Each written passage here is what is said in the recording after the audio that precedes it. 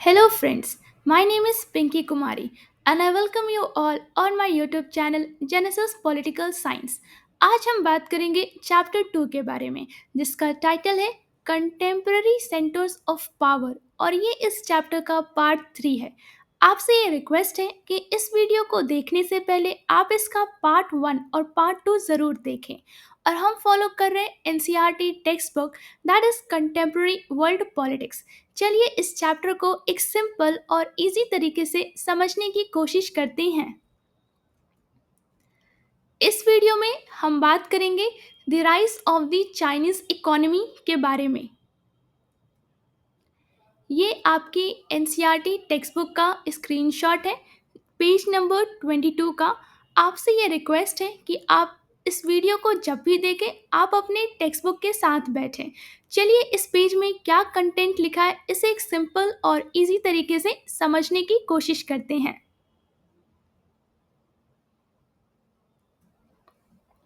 The rise of the Chinese economy मतलब चीनी अर्थव्यवस्था का उदय।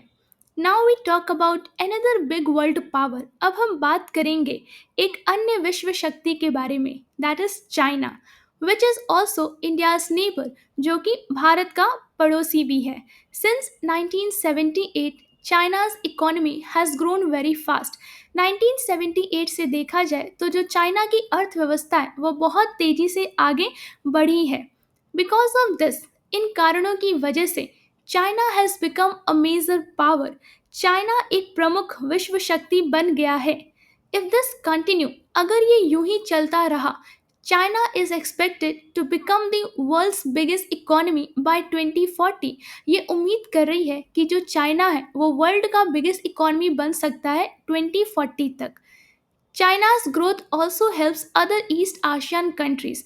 चाइना की जो ग्रोथ है इसकी वजह से मदद मिलती है किनको? अदर ईस्ट एशियन कंट्रीज को, making China an important economic leader in the region, जिससे चीन इस क्षेत्र का एक महत्वपूर्ण आर्थिक नेता बन जाता है। अब हम बात करेंगे चाइनाज अर्ली इकोनॉमिक मॉडल के बारे में, अर्थात चीन का प्रारंभिक आर्थिक model. After the 1949 revolution, China followed Soviet style communist economy। मतलब 1949 की क्रांति के बाद चीन ने किस प्रकार सोवियत शैली की समाजवादी या फिर कम्युनिस्ट अर्थव्यवस्था अपनाई। It cut ties with the capitalist world and used its own resources and Soviet help। मतलब पूंजीवादी देशों से अपने संबंध सीमित कर लिए और अपनी और सोवियत संसाधनों का उपयोग किया।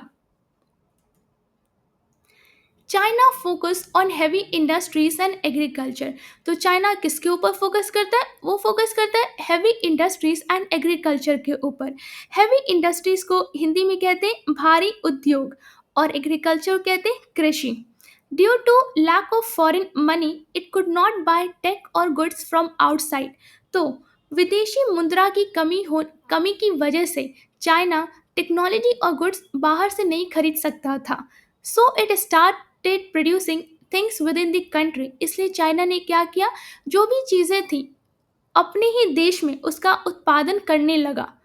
अब हम बात करेंगे चाइनाज ग्रोथ स्ट्रेटजी, मतलब चीन की विकास रणनीति के बारे में। China use its own resources to build industries and became more self reliant. मतलब चाइना ने अपने ही रिसोर्सेज का इस्तेमाल किया, जिसके तहत उसने इंडस्ट्रीज की स्थापना की, उद्योग की स्थापना की, और इसकी वजह से वो सेल्फ रिलायंट बन गया, मतलब आत्मनिर्भर बन गया। It work to improve education, health care and employment. China ने बहुत अच्छे काम किए, मतलब इम्प्रूव किए किस सेक्टर को, जैसे कि एजुकेशन हो गया, हेल्थ केयर हो गया, या फिर एम्प्लॉयमेंट हो गया। The economy grew at 5 to 6% per year. जो अर्थव्यवस्था है वो 5 से 6% हर साल बढ़ रही थी। But population also grew 2 to 3 per year. लेकिन जो पॉपुलेशन थी, जो जनसंख्या थी, वो भी 2 to 3% पर ईयर बढ़ रही थी।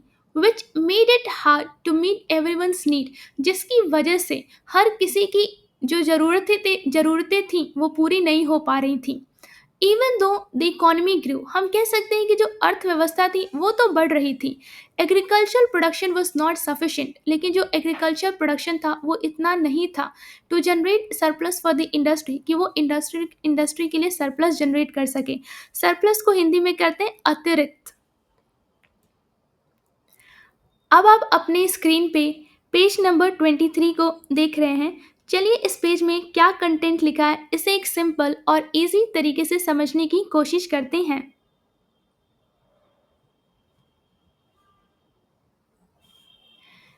China's economic problem in the beginning, सबसे पहले हम बात करेंगे चीन की प्रारंभिक आर्थिक समस्याएं।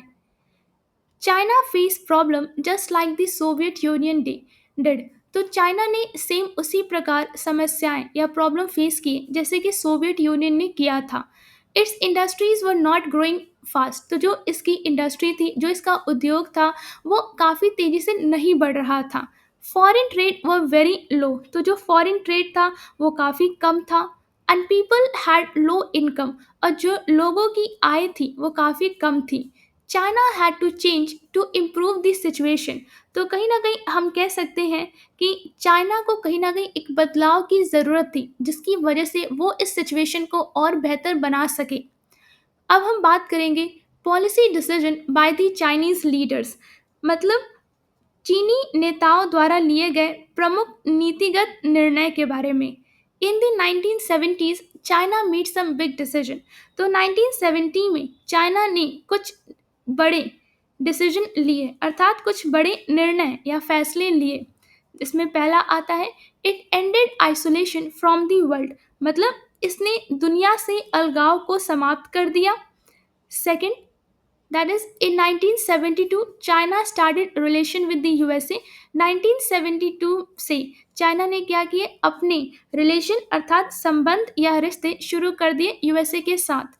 Third, in 1973 premier Zhou and Lai suggested the four modernization, तो 1973 में जो प्रीमियर है जाओ एंड लाई, उन्होंने कुछ सुझाव दिए फोर मॉडर्नाइजेशन को लेके, अर्थात चार आधुनिकीकरण के बारे में उन्होंने बात की। पहला आता है एग्रीकल्चर, एग्रीकल्चर कहते हैं कृषि। दूसरा है इंडस्ट्री, इंडस्ट्री कहते हैं उद्योग। तीसरा है साइंस एंड टेक्नोलॉजी, इसे हिंदी में कहते हैं विज्ञान एवं प्रौद्योगिकी। और आखिरी है that is fourth, that is military, मतलब सैन्य। In 1978, Deng Xiaoping started the open door policy to bring in foreign money and technology. तो 1978 में Deng Xiaoping ने शुरुआत की किसकी, ओपन डोर पॉलिसी की। यहाँ पे हम कह सकते हैं ओपन डोर को हिंदी में कहते हैं खुले दरवाजे, अर्थात ओपन डोर नीति। To bring in foreign money and technology, मतलब विदेशी पूंजी और प्रौद्योगिकी को आकर्षित करने के लिए। Beginning of the market economy, अब हम बात करेंगे बाजार अर्थव्यवस्था की शुरुआत के बारे में। China made its own model of market economy, China ने अपना खुद का मॉडल बनाया मार्केट इकोनॉमी का। मार्केट इकोनॉमी को हिंदी में कहते हैं बाजार अर्थव्यवस्था। It did not suddenly change everything like shock therapy in USSR, तो चाइना ने अचानक से हर चीज़ में बदलाव नहीं किए जैसे कि यूएसएसआर में हर चीज़ अचानक बदल रही थी। Step by step changes, China में क्या हुए, स्टेप बाय स्टेप, मतलब एक एक करके बदलाव हुए। पहला है 1982 फार्मिंग वॉज प्राइवेटाइज, मतलब कृषि को निजीकरण किया गया। प्राइवेटाइजेशन को हिंदी में कहते हैं निजीकरण। सेकेंड, 1998 इंडस्ट्रीज वर प्राइवेटाइज, मतलब उद्योग को निजीकरण किया गया 1998 में।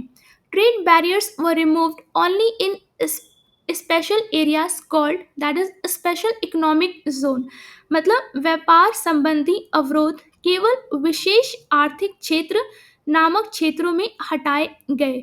Where foreign companies were allowed to start business, जहां विदेशी कंपनियों को व्यवसाय शुरू करने की अनुमति दी गई। Even now the Chinese government help set up the economy, आज भी चीनी सरकार अर्थव्यवस्था के निर्माण में सहायता करती है। These steps help China come out of economic problem called stagnation, तो हम कह सकते हैं कि इन स्टेप की वजह से चाइना को मतलब कहीं ना कहीं बहुत ज़्यादा हेल्प मिली, मदद मिली कि वो इकोनॉमिक प्रॉब्लम से अर्थात जो भी आर्थिक समस्याएं हैं उससे वो बाहर निकल सके, जिसे कहा गया स्टैग्नेशन। स्टैग्नेशन को क्या कहा जाता है हिंदी में? इसे आप स्थिरता कह सकते हैं या फिर विकासहीनता कह सकते हैं। Privatisation of agriculture and growth. अब हम बात करेंगे कृषि का निजीकरण और उससे होने वाली वृद्धि के बारे में। First, privatization, privatizing farms led to, मतलब कि जब फार्म्स जो थे वो प्राइवेटाइज है उसकी वजह से क्या हुआ? मोर फूड प्रोडक्शन, इसकी वजह से फूड प्रोडक्शन बढ़ गया। सेकेंड, हायर रूरल इनकम, मतलब कि जो रूरल एरियाज में जो इनकम थी लोगों की अर्थात विलेजर्स अर्न मोर, तो जो विलेजर्स थे वो और अधिक क्या करने लगे, उनकी आय बढ़ गई और ज़्यादा वो कमाने लगे। Villagers saved money and this boosted the rural economy, मतलब कि जो विलेजर्स थे वो कहीं ना कहीं पैसे बचा रहे थे और इसकी वजह से रूरल इकोनॉमी और अच्छी बन जाती है और अच्छी हो जाती है। China's economy started growing fast, तो जो चाइना की इकोनॉमी थी वो बहुत तेजी से बढ़ने लगी थी। That is farming and industries. Farming मतलब कृषि, और इंडस्ट्रीज को क्या कहते हैं? इंडस्ट्री कहते हैं उद्योग। China begin trading more and got foreign investment, तो चाइना जो है वो मतलब कि क्या करने लगा था, वो और ज़्यादा ट्रेड करने लगा था और उसे और ज़्यादा फॉरेन इन्वेस्टमेंट मिल रही थी। मतलब हम कह सकते हैं फॉरेन इन्वेस्टमेंट कहते हैं विदेशी निवेशक उसे मिल रहे थे। अब हम बात करते हैं चाइनास ग्लोबल रोल टुडे, मतलब कि अब हम बात करें चीन की वैश्विक भूमिका के बारे में। China is now a top choice for the foreign investor, तो जो चाइना है अब वो एक टॉप चॉइस है किसके लिए? फॉरेन इन्वेस्टर के लिए, अर्थात विदेशी निवेशक के लिए। It has many special economic zone, इसके पास बहुत सारे स्पेशल इकोनॉमिक जोन है। Huge foreign exchange reserve, lots of money saved in dollar, इसका मतलब इसके पास बहुत सारा विदेशी मुद्रा भंडार है। Power to invest in other countries, मतलब अब ये अन्य देशों में निवेश करने की शक्ति रखता है। अब आप अपने स्क्रीन पे देख रहे हैं पेज नंबर 24 के बारे में। चलिए इस पेज में क्या कंटेंट लिखा है इसे एक सिंपल और इजी तरीके से समझने की कोशिश करते हैं। WTO in 2001, that is World Trade Organization in 2001. In 2001, China joined the World Trade Organization. साल 2001 में चीन ने वर्ल्ड ट्रेड ऑर्गेनाइजेशन में वो शामिल हो जाता है। This step help China open up more to the outside world. इस कदम इस कदम ने चीन को बाहरी दुनिया के लिए और अधिक खुलने में सहायता की। It also helped China become more involved in the world economy and prepare for its future role in the global trade. इससे चीन को विश्व अर्थव्यवस्था में अधिक भागीदारी का अवसर मिला और वैश्विक व्यापार में उसकी भविष्य की भूमिका की भी तैयारी हो गई। नॉट एवरीवन बेनिफिटेड, अब इसके बारे में बात करते हैं। Even though China's economy become strong, मतलब कि चाइना की जो अर्थव्यवस्था थी वो मजबूत तो हो गई। Not all people got the benefit, लेकिन इसकी वजह से सभी को इसका लाभ नहीं मिला। Unemployment increase with nearly 100 million people looking for job, मतलब जो अनएम्प्लॉयमेंट थी, जो बेरोजगारी थी वो काफ़ी बढ़ गई थी। 100 मिलियन पीपल जो थे वो नौकरी के लिए देख रहे थे, ढूंढ रहे थे। Second, women and workers faced poor working condition, तो जो भी वुमेन थी, जो वर्कर्स थे, उनको कहीं ना कहीं पुअर वर्किंग कंडीशन में काम करना पड़ता था। Similar to Europe in the 18th and 19th century, ये सेम वही कंडीशन है जैसे कि यूरोप में थे 18 और 19th सेंचुरी में। Third, there was also there was also more pollution, environmental degradation and corruption. हम कह सकते हैं कहीं ना कहीं यहाँ पे पोल्यूशन बहुत ज़्यादा था या फिर एनवायरमेंटल डिग्रेडेशन बहुत ज़्यादा था, मतलब पर्यावरण काफ़ी ज़्यादा बिगड़ गया था और यहाँ पे क्या था, करप्शन भी था अर्थात भ्रष्टाचार भी था। Fourth, the gap between rich and poor increase, specially between the cities and villages and between coastal and the inland areas, मतलब अमीर और गरीब के बीच की खाई बढ़ गई, विशेष रूप से शहरों और ग्रामीण क्षेत्रों के बीच तथा तटीय और अंदरूनी इलाकों के मध्य। चाइनाज ग्लोबल रोल, अब हम बात करेंगे चाइना की वैश्विक भूमिका के बारे में। China has now become a big economic power in the world. तो चाइना जो है अब इस वर्ल्ड में एक बहुत बड़ा इकोनॉमिक पावर बन गया है। It has built strong economic ties with many countries. तो इसने क्या किया है, इसने बहुत मजबूती से एक इकोनॉमिक टाइज बनाई है बहुत सारे कंट्रीज के साथ। Because of this it has gain influence in the global trade. इसकी वजह से चीन ने वैश्विक व्यापार में अपनी प्रभाव शक्ति को बढ़ाया है। It has handled tension with Japan, the US, ASEAN and the Russia by focusing on trade। तो जो भी टेंशन थे अर्थात जो भी इसके तनावपूर्ण स्थिति थी उसको इसने संभाला है किसके साथ, जैसे कि जापान के साथ, यूएस के साथ, आसियान के साथ और रशिया के साथ। किसके ऊपर फोकस करके, ट्रेड के ऊपर अर्थात व्यापार के ऊपर फोकस करके। China also tries to solve its issues with Taiwan. China ये भी कोशिश कर रहा है कि जो भी उसके प्रॉब्लम्स हैं, जो भी इसके इसके इश्यूज हैं ताइवान के साथ, उसे भी ये सॉल्व कर सके बाय बिल्डिंग इकोनॉमिक कनेक्शन। किसके ज़रिए, इकोनॉमिक कनेक्शन के ज़रिए, मतलब एक तरीके से अर्थव्यवस्था के ज़रिए। Countries were worried about China's rice. जितने भी देश हैं वो कहीं ना कहीं चिंतित हैं चाइना की राइस को लेकर के। But its help during the 1997 Asian financial crisis. लेकिन चाइना ने ना 1997 में जब आशियन फाइनेंशियल क्राइसिस होता है उसमें बहुत ज़्यादा हेल्प की थी। And investment made China look more friendly and supportive. और जो भी इसने उस समय इन्वेस्टमेंट किया, जो भी इसने निवेश किया उस समय, तो उसकी वजह से चाइना कैसे दिखने लगा, फ्रेंडली और सपोर्टिव दिखने लगा अर्थात मैत्रीपूर्ण या फिर दोस्ताना कह सकते हैं और सहयोगी दिखने लगा। Cartoons explain. आपके पेज पे एक कार्टून बना है, आपके लेफ्ट हैंड साइड पे पेज नंबर 24 पे। चलिए अब उसके बारे में बात करते हैं। Top cartoon then and now shows the change in China's leadership style. मतलब कहीं ना कहीं हम देख रहे हैं नेतृत्व शैली में परिवर्तन। पहला है then Mao Zedong focus on communist ideas, that is red book. तो जो माओ जेडोंग थे वो किसके ऊपर फोकस करते हैं, कम्युनिस्ट आइडियाज के ऊपर, मतलब साम्यवाद के मुख्य विचार के बारे में वो उस पर ज़्यादा फोकस करते हैं। और उनके हाथों में क्या है, एक रेड बुक है। सेकेंड इमेज जो है वो उसमें है now, that is Hu Jintao wears a capless red power tie. जो हु जिनताओ है उन्होंने एक पावर मतलब कि रेड पावर टाई पहनी है जो कि कैपलेस है। कैपिटलिस्ट को हिंदी में कहते हैं पूंजीवाद है। Showing China shift toward capitalism and economic growth. तो कहीं ना कहीं दिखाता है कि जो चाइना है वो शिफ्ट हो रहा है, किसकी तरफ हो रहा है, कैपिटलिज्म और इकोनॉमिक ग्रोथ की तरफ, मतलब पूंजीवादी और आर्थिक वृद्धि की तरफ वो बढ़ रहा है। उसी पेज पे एक नीचे बाइसिकल बनी हुई है, अब उसके बारे में बात करते हैं। Bottom cartoon that is the Chinese bicycle shows the two wheel. उसमें आप कहीं ना कहीं क्या देख रहे हैं, दो पहिए देख रहे हैं। One has the communist symbol. एक में क्या बना है, कम्युनिस्ट सिंबल है, मतलब कि सिंबल को हिंदी में कहते हैं कम्युनिस्ट, मतलब साम्यवाद पहचान है उसमें।